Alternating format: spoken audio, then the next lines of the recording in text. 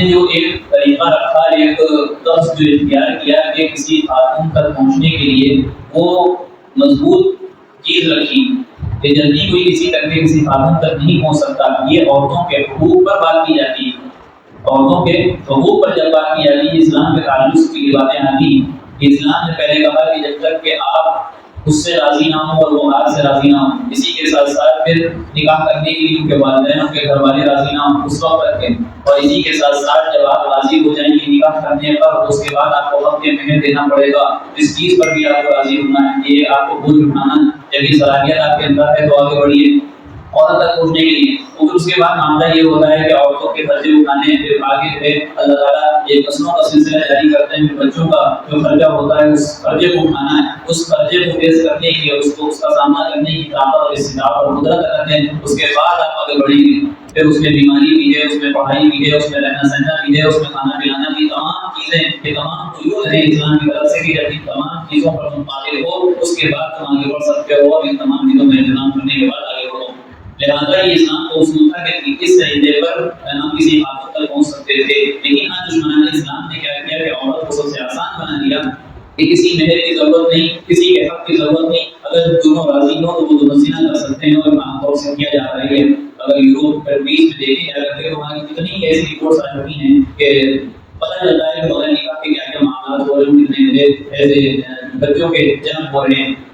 تو پتہ چلا کہ اسلام اصل حقوق کا لحاظ رکھتا ہے. اسلام نے اصل عورتوں کے حقوق دیے ہیں، اور جو اسلام کے خلاف جو سرگرمیاں ہیں، جو تنظیمیں ہیں، جو طاقتیں ہیں، ان کا مقصد کیا ہے کہ اسلام کو کسی طریقے سے بدنام کر دیا جائے، اسلام کو کسی طریقے سے ختم کر دیا جائے، مسلمانوں کو کسی طریقے سے ختم کر دیا جائے. اسلام میں کوئی غلطی نہیں ہوتی لیکن رسی وہ نبھاتے ہیں. وہ کس طور پر مثال کے طور پر ایک بات چھوڑی جاتی ہے کہ اسلام میں عورتوں کو آدھا حصہ دیا گیا اور مردوں کو ڈبل حصہ دیا گیا. حالانکہ ان سے پوچھا جائے کہ آپ کے بھی کتنا دیا گیا تو ہمارے سے کوئی قانونی حیثیت کے اعتبار سے کوئی اپنے جو مذہبی کتاب اس کو سمجھتے ہیں اس کے اعتبار سے حصہ نہیں بتا سکتے ہو.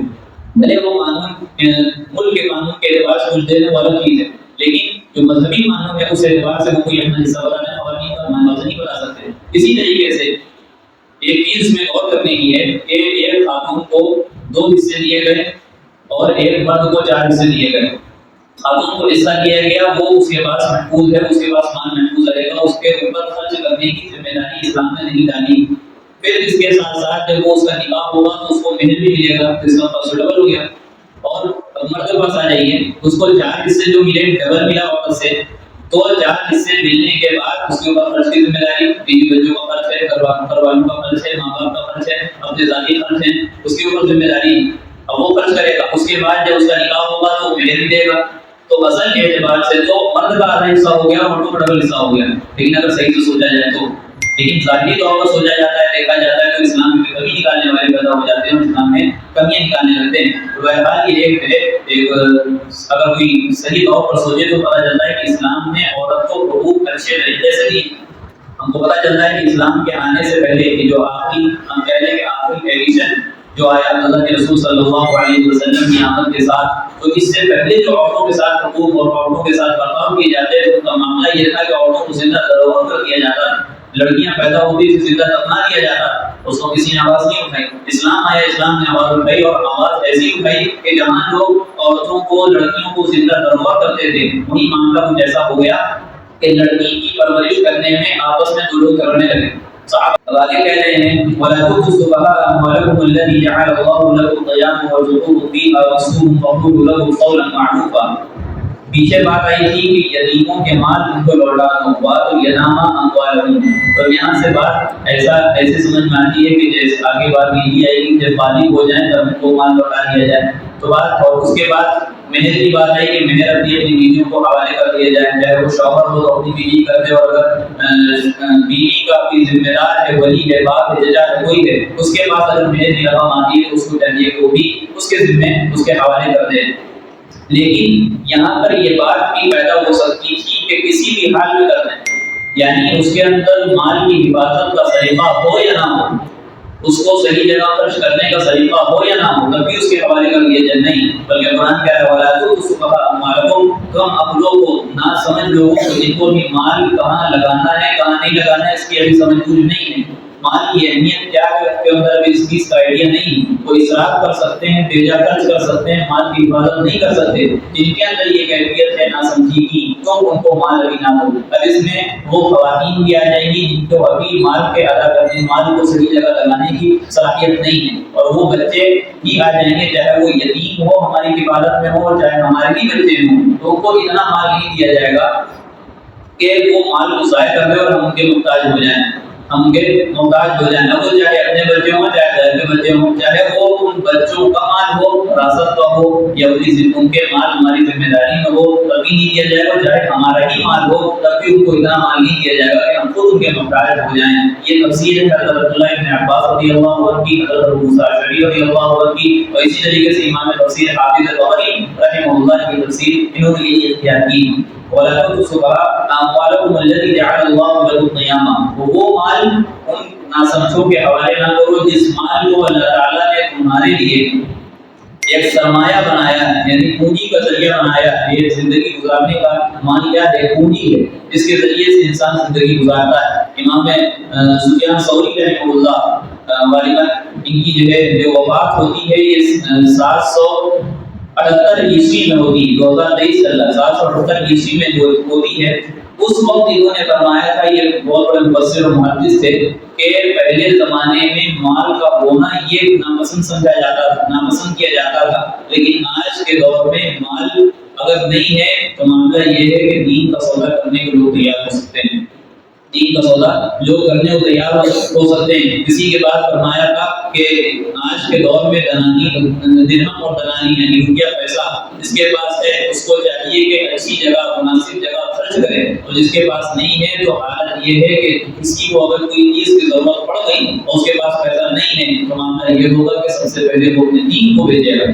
یہ کب کہہ رہے ہیں؟ وہ خیر القرون کا زمانہ ہے، یاد رکھیے گا، وہ خیر القرون کا زمانہ ہے۔ جو ہجری کا اگر ہم سال دیکھیں تو 96 97 ہجری میں کی پیدائش ہوتی ہے اور 158 ہجری کے آس پاس ان کی وفات ہوتی ہے، یعنی تابعین تابعین کے دور میں یہ کہہ رہے ہیں کہ اپنے دین کو انسان بیچ سکتا ہے۔ آج کے دور میں لوگوں کے اندر دنیا کی محبت ٹوٹ ٹوٹ کر بھری ہوئی ہے اور دین کے تعلق سے وہ زیادہ متوجہ نہیں ہے، یہ اس دور کی بات ہے، ہمارا کیا عالم ہوگا۔ تو اس آیت سے یہ بھی پتہ چلتا ہے کہ مال کی حفاظت کی ذمہ داری ہمارے اندر ہونا چاہیے۔ مال کی حفاظت بھی ایک طرح سے ضروری ہے، مال کی حفاظت بھی اللہ کی دی ہوئی چیز کی قدر دانی ہے، اور اگر کوئی مال کو ضائع کر دیتا ہے، مال کو غلط جگہ لگا دیتا ہے تو یہ بڑا گناہ ہے، یہ بڑا گناہ ہے۔ اور اللہ کا فضل صرف یہ نہیں ہوتا کہ اللہ ہمیں مال دے دے، بلکہ اللہ کا فضل یہ بھی ہے کہ ہم 5 وقت نماز پڑھ رہے ہیں، اللہ کا فضل یہ بھی ہے کہ اللہ نے ہمیں ماں باپ دیے، اللہ کا فضل یہ بھی ہے کہ اللہ نے ہمیں اولاد دی، اللہ کا فضل یہ بھی ہے کہ ہم قرآن پاک پڑھنے والے ہیں، اللہ کا سب سے بڑا فضل یہ ہے کہ ہم ایمان والے ہیں،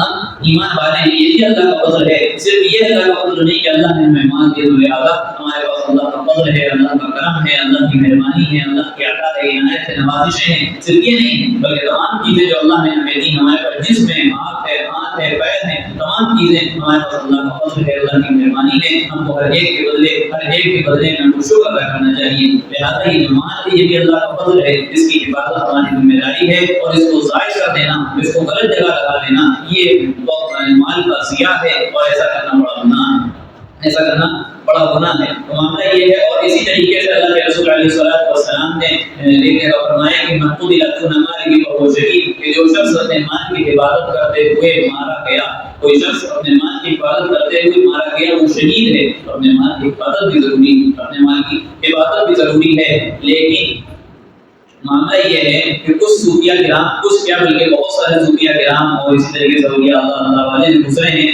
ان کی طرف سے مال کی ناپسندیدگی کو دیکھا گیا۔ یہ باتیں منقول ہوئی کہ مال سب سے غلط چیز ہے، سب سے بدکار چیز ہے، سب سے گھٹیا چیز ہے، تو وہ اس حدیث کے خلاف نہیں ہے، وہ ان کا نامیہ اور ان کا جو ایک سوچنے کا انداز تھا، جو نظریہ تھا وہ الگ تھا، وہ بھی صحیح تھا کسی درجے میں، کیونکہ معاملہ یہ ہے کہ انسان کی فطرت، طبعی فطرت بھی طبعی چیز ہوتی ہے کہ جب کوئی شخص مالدار ہو جاتا ہے تو معاملہ یہ ہوتا ہے کہ اس کو گناہ کے کاموں میں خرچ کرنے کی فکر چھوڑ دیتا ہے کہ گناہ کے کام میں خرچ ہو رہا ہے یا کہاں خرچ ہو رہا ہے۔ اسی طریقے سے وہ جو ہے اسراف کرنے لگتا ہے، جیسا کہ قرآن پاک منع کیا گیا کہ ولا تسرفوا، کہ مال میں اسراف نہ کرو، بے جا خرچ نہ کرو، فضول خرچی نہ کرو، تو وہ بھی فضول خرچی کرنے لگتا ہے۔ اس لیے صوفیہ کرام نے کہا کہ مال ضرورت کے وقت کمایا جائے اور اللہ اللہ کیا جائے اور اس کے بعد مال کے حساب سے اپنی جان کی حفاظت کی جائے. یہی طرز ہمارے بزرگوں کا رہا ہے, پہلے کے لوگوں کا رہا ہے. لیکن پھر سے وہی بات کہی جائے گی کہ مال کا رکھنا گناہ نہیں ہے, پر شرط یہ ہے کہ مال کے حقوق ادا کیے جائیں. مال کی حفاظت کا مطلب یہ بھی نہیں ہوا کہ ہم جو مال کے حقوق ہیں اس کو دبا لیں, زکات ادا نہ کریں. ہمارے پاس اللہ نے مال دیا تھا, ہم صدقہ نہیں کر رہے ہیں. ہم کو اللہ نے صاحب نصاب بنایا تھا, ہم قربانی نہیں کر رہے ہیں. اللہ نے ہمیں صاحب استطاعت بنایا, ہم حج نہیں کر رہے ہیں. یہ چیز غلط ہے. مال کی حفاظت کا ذریعہ نہیں بلکہ یہ بخل ہے اور فرائض سے روگردانی ہے, فرائض سے پیچھے ہٹنا ہے. جو فرائض ہیں, جو حقوق ہیں, واجبہ ہیں, وہ تو ہمیں ادا کرنی ہی ہیں. لیکن اس کے ساتھ جو مال کی حفاظت کی بات آئی, وہ چیز بھی ہمیں اپنے سامنے رکھنی چاہیے. کس طریقے سے معاملہ ہمیں کرنا ہے. دور حاضر میں لوگوں میں وہی بات آئی کہ دور حاضر میں دین کی اہمیت نہیں ہے, بلکہ دین کی اہمیت کا معاملہ تو یہ ہے کہ دنیا کے معاملے میں نہیں, دنیاوی حاجت کے لیے نہیں, بلکہ ظاہری فیشن کے خلاف اگر کوئی بات آتی ہے تو لوگ دین چھوڑنے کو تیار ہو جاتے ہیں. دین چھوڑنے کو تیار ہو جاتے ہیں. آج ہم دیکھ کس طریقے سے ارتداد کا ماحول ہے, اس میں صرف یہی ہے کہ دین کا نفع نقصان تو ہم نہیں دیکھ رہے ہیں, اور دنیا کی کوئی خاص ضرورت بھی نہیں, صرف ذرا سا فائدہ ہم کو دکھ رہا ہے, صرف ذرا سی لطف اندوزی, صرف ذرا سی کسی سے جو ہے چھوٹی محبت, دنیا کی محبت, اس وجہ سے لوگ دین کو چھوڑ رہے ہیں. ہماری نوجوان بہنیں جو لوگ چھوڑ رہی ہیں, جو الحمدللہ ایمان پر باقی ہیں, اللہ ان کی ایمان کی حفاظت فرمائے. جو بھی ایمان پر ہے, ایمان پر قائم ہے, اللہ کے ایمان کو مضبوط فرمائے اور باقی فرمائے. لیکن جو چھوڑ چکی ہیں ان کی بات ہم کر رہے ہیں کہ کس طور پر گئی. وہ ذرا سے پیسوں کے خاطر, ذرا سے بڑے گھر کے خاطر, ذرا سے مال و دولت کے خاطر, اور ذرا سی چھوٹی محبت کے خاطر. ہمارا معاملہ یہ ہونا چاہیے کہ اگر ہمارے دل میں کوئی گناہ کرنے کا وسوسہ پیدا ہو جائے کہ ہم کو گناہ کرنا ہے یا کوئی غلط کام کرنا ہے, تو ہمیں فوراً سوچ لینا چاہیے کہ یہ جو گناہ ہے اس میں جو لذت ملے گی وہ تھوڑی دیر کی ہوگی, لذت تو ختم ہو جائے گی, اس کا جو مزہ ہے وہ ختم ہو جائے گا, لیکن گناہ ہمیشہ باقی رہے گا جب تک ہم توبہ نہیں کریں گے. اور یہ گناہ ہمیں قبر تک لے جائے گا, قبر سے اٹھا کر جہنم میں پھینکے گا, تب ہمارا ساتھ چھوڑے گا. لیکن اسی کے برخلاف اگر کوئی نیکی کرنا ہے اور اس میں تھوڑی سی تکلیف ہے, تھوڑی سی مشقت برداشت کرنی ہے, تو ہمیں وہ کر لینا چاہیے. کیوں؟ کیونکہ جو مشقت ہے, جو تکلیف ہے, وہ تھوڑی دیر کی ہے, وہ ختم ہو جائے گی. لیکن اس کے بعد جو اس نیک کام کا ثواب باقی رہے گا وہ ہمیشہ باقی رہے گا. وہ نیک کام کا ثواب وہ ہمارے ساتھ قبر میں جائے گا اور قبر سے اٹھا کے ہمیں جنت میں چھوڑے گا, اس کے بعد ہمارا ساتھ چھوڑے گا. تو یہ معاملہ ہے, یہ معاملہ ہے. اور قبر کے تعلق سے جیسے کہ اللہ کے رسول علیہ السلام نے فرمایا کہ قال القبر ان یکون کفرا, قال القبر ان یکون کفرا, کہ قبر اور تندرستی, کسی کی تندرستی, کسی کے پاس مال کا نہ ہونا, کھانے پینے کے ڈالے پڑ جانا, انسان کو کبھی کبھی کفر کے دہانے تک پہنچا دیتا ہے, انسان کو کافر بنا دیتا ہے. اسی لیے جیسے علی خانوی رحمۃ اللہ علیہ سے یہ بات کہیں سنی ہم نے, انہوں نے یہ بات کہی کہ پہلے زمانے میں مال کا ہونا یہ کفر کا سبب ہوتا تھا, اور آج کے زمانے میں مال کا نہ ہونا یہ کفر کا سبب بن سکتا ہے. لہذا ہمیں بس حلال کی تلاش میں رہنا چاہیے کہ حلال کمائی ہمیں کیسے جو ہے کمانی ہے حلال طریقے سے. اس کے بعد اس مال کی حفاظت کی فکر ہمیں کرنا چاہیے. اس کے بعد ہمیں اپنے مال کی فکر کرنی چاہیے. تو معاملہ یہ ہے کہ اگر ہم ایسا کرتے ہیں تو اللہ کے جو احکام ہے اس پر ہم پابندی کرتے ہیں. آگے بھی اس میں فرمایا گیا کہ وَارْزُقُوهُمْ فِيهَا وَاقْسُوهُمْ, جو ناسمجھوں کو مال دینے سے منع کیا گیا کہ ابھی وہ ناسمجھ ہیں, وہ پیسہ صحیح جگہ خرچ نہیں کر سکتے, صحیح جگہ جو ہے اسراف اور صحیح جگہ صرف نہیں کر سکتے, وہ اس کی حفاظت نہیں کر سکتے. تو معاملہ یہ ہے کہ پھر ان کے ساتھ کیا کیا جائے. تو قرآن کہہ رہا ہے وَارْزُقُوهُمْ فِيهَا, ان کے مال میں سے ان کو کھلاتے رہو, وَاقْسُوهُمْ, ان کو پہناتے رہو, وَقُولُوا لَهُمْ قَوْلًا مَعْرُوفًا, اور ان سے پہلی بات کہتے رہو. یتیم کا مال آپ کے پاس ہے, ہم ذمہ دار بنا دیے گئے ہیں, ہم اس سے تھوڑے تھوڑے دنوں پر یہ بات کہتے رہیں گے کہ بیٹا یہ تمہاری خیر خواہی ہے کہ ہم تمہارا مال تمہارے حوالے نہیں کر رہے ہیں کہ ابھی تم سمجھدار نہیں ہوئے ہو, ابھی تم سمجھدار نہیں ہوئے ہو, جب تم سمجھدار ہو جاؤ گے تو ہم تمہارا مال تمہارے حوالے کر دیں گے. لہٰذا یہ جو مال ہے یہ سب تمہارا مال ہے. اس سے کیا ہوگا, یہ قرآن کے حکم پر عمل ہوگا, وَقُولُوا لَهُمْ قَوْلًا مَعْرُوفًا. اور دوسرا یہ کہ ہمارے دل میں بھی اس مال کی محبت نہیں بیٹھے گی.